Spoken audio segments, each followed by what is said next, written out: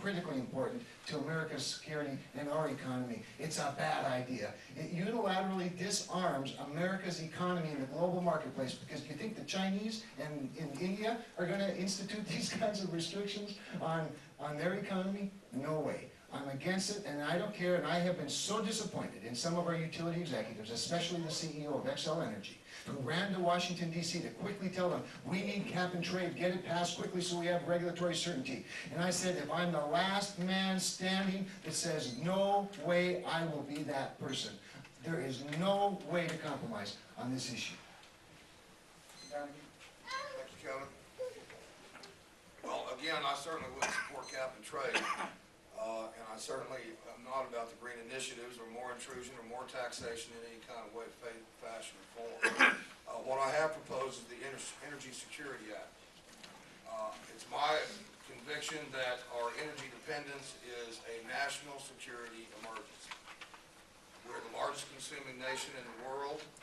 You know, we only have the capability of producing 35 to 40% of what we consume. It could all go away in one day. We could wake up on any given day and find out they've interrupted our energy supply and there's no gas. Our economy could be crashed in any given day. I think it's a huge security emergency for us, and I think we better get on board and get this fixed quickly. The Energy Security Act would eliminate our foreign oil dependency in 4 years. It would increase our drilling program by 15 to 20%, or 10 to 15%. It would decrease our consumption by 55% in 4 years. It would also open up all of our federal leases for drilling and make those available to free market drilling. It would raise our royalties by 25% on federal leases, which would also give the opportunity for North Dakota property owners to band together and demand higher royalties on their natural resources. This would create millions and millions of jobs nationwide. It would put us back on the economic track. I think everyone in North Dakota agrees that energy jobs are some of the best jobs out there. They run the entire gamut of the workforce out there. They pay anywhere, you know, I have employees that work for me that make from anywhere from $2,000 a month to some of them $700, $800 a day, some of my employees make. Energy jobs are the best jobs out there, and we could have this entire nation working again if we would just get focused on a solid, secure energy policy.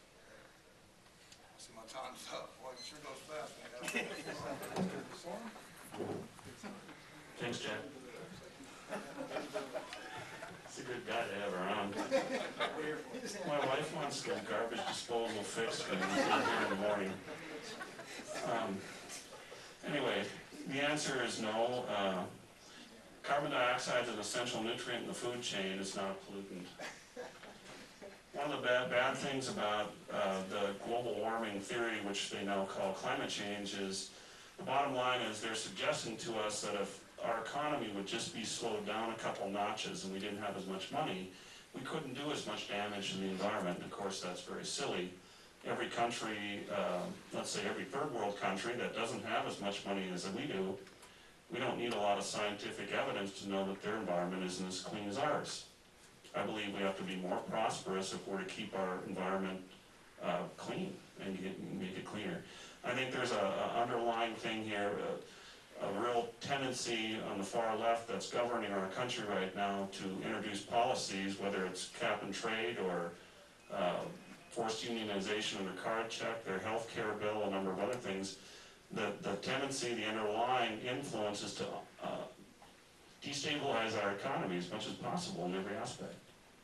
When we're in the middle of a recession, we should be pursuing policies and legislation that have the opposite effect and bring stability and empower people to go to work. Empower people to work in small businesses and be more prosperous instead of what I call implementing the hate crime of class warfare. That's what's been implemented in decades to give us the tax code and the bureaucracies we have. The hate crime of class warfare seeks to punish virtuous behaviors such as working harder, investing, taking reasonable risks in business to create new products and services people need. and a saving for the future. And I think we need to have policies that bring stability and allow those virtuous behaviors to be rewarded, so we can once again become prosperous. We need to give people freedom, not take it away, for that to happen. One thing I want to suggest, I'm almost out of time. Back on your states' rights, you missed a question which has to do with international treaties. Oh, okay. And international treaties are a big threat. I know that you guys in this campaign for liberty are important. The Constitution is very important. It's important to me too. But the people on the far left are looking at things like UN Treaty on Children's Rights, UN Treaty on Small Firearms, UN Treaty on Hate Speech, UN Treaty on Climate Change. If they succeed in signing these things, all of these international treaties circumvent our Constitution. They trump our Constitution. And we will have no say in that. It's important that we get true conservatives into the Senate and the House so we can stop those treaties from being signed. I know exactly what you're driving at, Mr. Sorm. I agree completely, by the way. Mr. Dalrymple? I'm sure that John Hogan wishes he were here himself to answer the question on cap and trade. He knows that it's a terrible idea. In fact, it's, again, alarming that it's even gone this far. We're in an energy short world. We have a world that is in economic recession. Energy is expensive. The global price of oil is still around $80 a barrel. And in that environment, this administration comes forward and says, we need to have energy companies pay money to make energy. It's hard to believe that kind of a policy even gets any attention. The EPA as well, we all know, is completely overreaching. On the subject of CO2, the EPA has declared that it is a pollutant. That means that for those of you who just took a breath, you, in the eyes of the EPA, have just polluted America.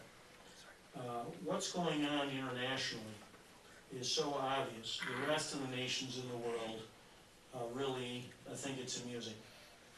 As they watch and they see us struggling with this, while they surge forward in their economic growth. I think there are answers to these issues. It doesn't mean that there aren't problems that need to be solved. But the answer is creative solutions, technology. We need CO2, actually, to enhance oil and gas recovery in our petroleum fields in North Dakota. So you need answers that make sense, that are practical, and you really need people in Washington that can make sense out of it.